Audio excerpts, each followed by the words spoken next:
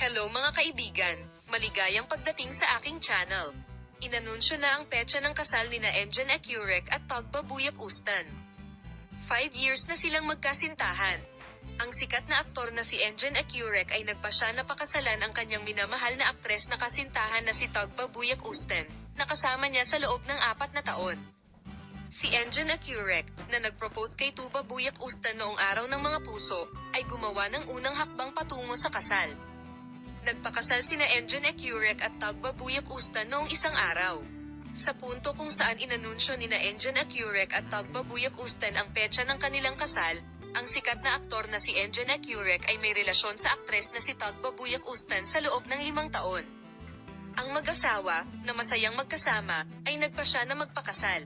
Si Engin Ecurek ay gumawa ng isang panukalang kasal sa kanyang aktres na kasintahan na si Tagba Buyak Ustan, na kasama niya sa loob ng 5 taon, noong araw ng mga puso. Nakasaad na habang kumikinang sa daliri ni Engin Ecurek ang singsing na nakatawag pansin sa eleganteng disenyo nito at marriage proposal na may kahangahangang musika, makikita sa kanyang mga mata ang pangit na kaligayahan. Sila ang gumawa ng unang hakbang patungo sa kasal ngayon. Nagpakasal sina Engin Ecurek at Tagba Buyak Ustan.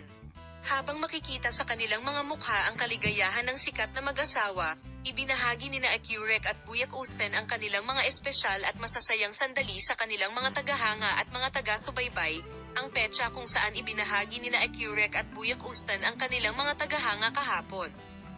Nakita sina Engin Ecurek at Tagba Buyak Ustan na umalis sa isang lugar kasama ang sanggol. Ibinigay ni Akuluyek ang magandang balita sa kanyang mga tagahanga at sinabing magkakaroon sila ng kasal sa Hunyo at ang damit pang kasal at suot ng nobyo ay pipiliin ayon sa kagustuhan ng kanyang magiging asawa, si Tagba Buyak Ustan. Ang balitang ito ay nagpasigla sa mga tagahanga ng duo. Ibabahagi ko sa iyo ang mga pag-unlad sa paksa. Palem, makita ka sa mga bagong video.